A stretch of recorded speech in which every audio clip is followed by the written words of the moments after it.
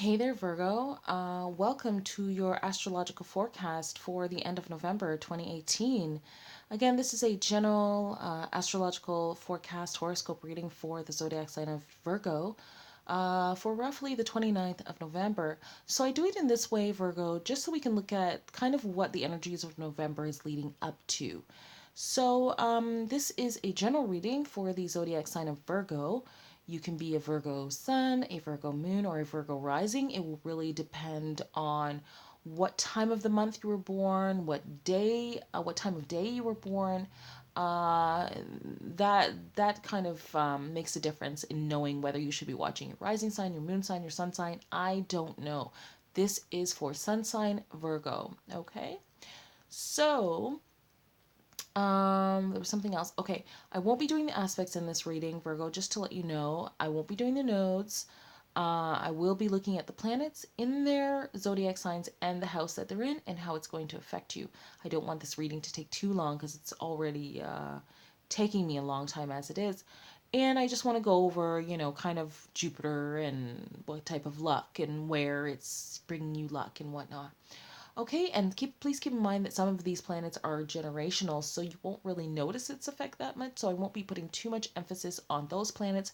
Those planets in particular are, well, Saturn is 3 years, mostly Pluto and Neptune. Okay, Virgo, let's get right to it. So, Virgo, the first planet that's standing out to me on the left here is planet Venus. And as we all know, planet Venus talks about love, beauty, pleasure, money, um, anything like related to those things love, pleasure, beauty, money. It's also in the zodiac sign of Libra, so this is harmonious, fantastic. And it's sitting in the second house of your money and your values. So this is showing me that Venus is actually being helpful to you at this time. Venus is giving you maybe some more ideas on creativity and how you can create more abundance in your life. This is like amazing. But it is also giving you that like money energy as well. So you could even notice like an increase or more of a flow in terms of your finances, depending upon how you make money, whether you're self employed or whether you have a job or you make commissions or not. But Venus is in your second house in Libra. And like I said, that is a harmonious placement. Um, yeah, yeah. And you could find yourself having more creative ideas too when thinking about like money and how you can make money. So Venus in the second house is quite positive. It won't be in the second house that much longer. Just do want to let you know because it is at 28 degrees. And so it will be transitioning into your third house at 30 degrees. Okay, and if you're looking for love, Venus in the second house lets me know that you could find love in financial pursuits. Maybe if you went to like a seminar, or if you hired somebody to get like a financial seminar, or if you hired somebody to get like a financial advisor, you could meet someone or find love, by pursuing these types of goals. But the second house is also about what we value, what's important to us. So even anything to do with like a home appraisal, our car, anything that is tangible that we value, in the pursuit of maybe learning more about that or taking care of anything like that, you could find that you actually find love, which is kind of interesting, isn't it? Okay, so Virgo, you have a packed fourth house. In your fourth house, you have the planet Jupiter, you have the planet Mercury, and you have the sun. And Mercury is our communication. We all know that because Mercury is very popular for kind of gumming up the works when it's in retrograde, and it is in retrograde on the 29th of November. So We just want to be sure that at this time in general, regardless of where it is in your chart, that we are double checking emails before we send them, double checking text messages before we send them, even being clear in our own one-to-one communications, because again, it can gum up the works in terms of communication. Also, be sure to double check any documents that we are signing, any agreements, contracts, that type of thing. It's the same old when it comes to Mercury retrograde, especially in Sagittarius. Yeah. Oh, yeah. It's going to be gumming up the works for sure. So we got to be sure and double check all documents and all messages. And also, if somebody's sending you a message, sending you a document, asking you to sign something, we can ask for clarification. We can say, "Hey, are you sure you meant such and such?" Because maybe there's people who don't even acknowledge astrology. You know, they don't even acknowledge that there are energies at play. So you could ask them, "Hey, like, does this mean this? Like, are we sure on this?" Because they might mess up and not even notice it. Okay, so Virgo.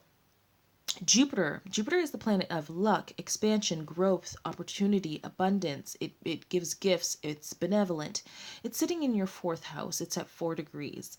And again, it's in Sagittarius. So we are going to notice this effect. We are going to notice it. Wherever Jupiter is sitting, we always notice because Jupiter is so positive and we feel lucky in those areas. Like, I have paid attention to this for many years, so trust me. Okay, so Jupiter in your fourth house, it's telling me you might move into a bigger house this year. Right off the bat. You might be moving into a bigger house. And I'd say both of these things are going to happen. Your family is very likely to expand. Your family is very likely to expand. The family, the place where you live, it looks like there's going to be some type of expansion. I mean, naturally, I'm thinking pregnancy, adoption, but it could be in any way. Family expansion, you could get a bigger house.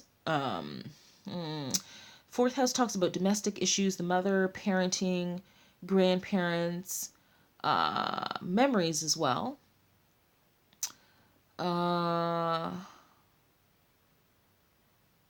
Yeah, there are positive things happening in your domestic life.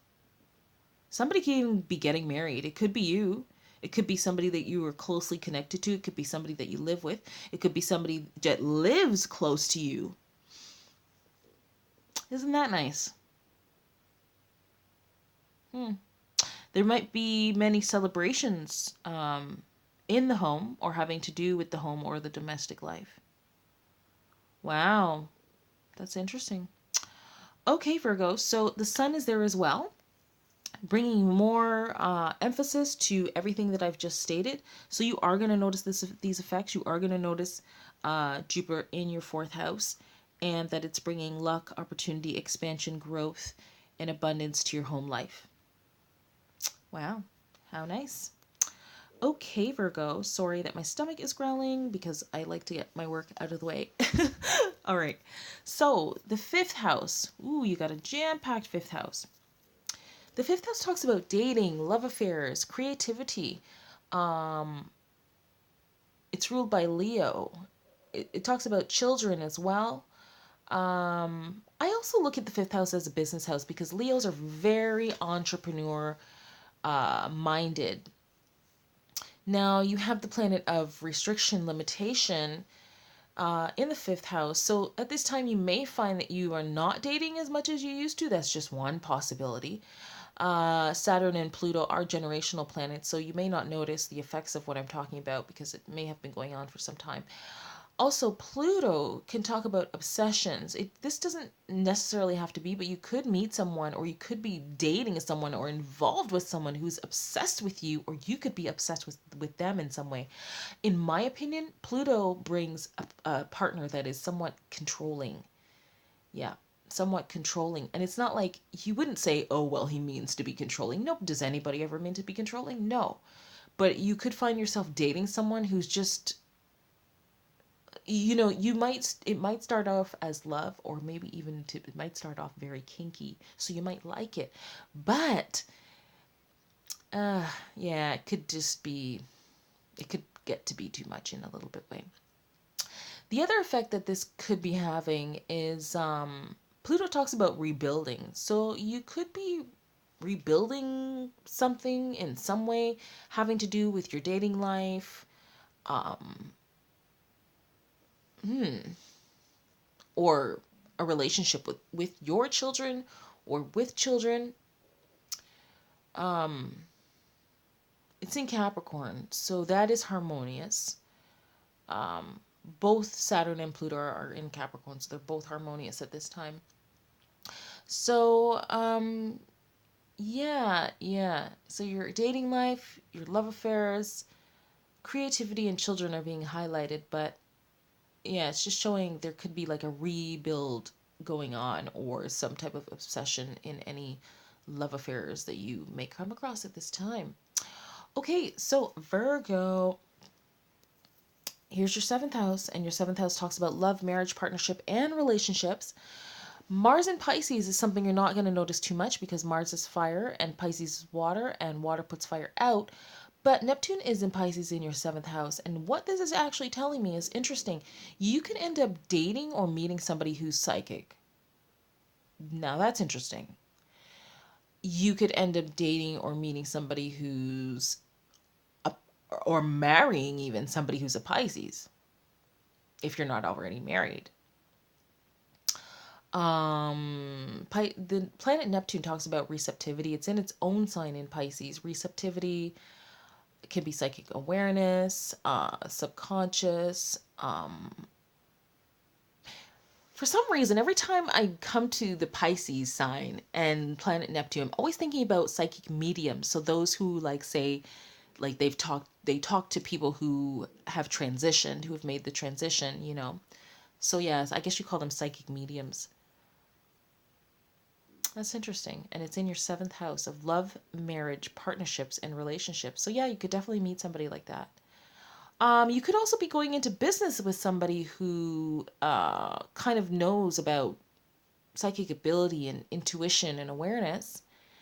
I didn't check how long Neptune has been in the seventh house because you may already be aware of what I'm talking to you about.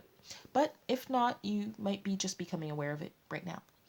Okay, so Virgo, I'm trying to clean this up here. It doesn't want to clean. Okay.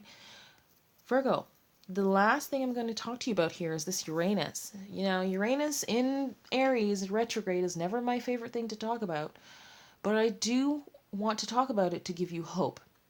So,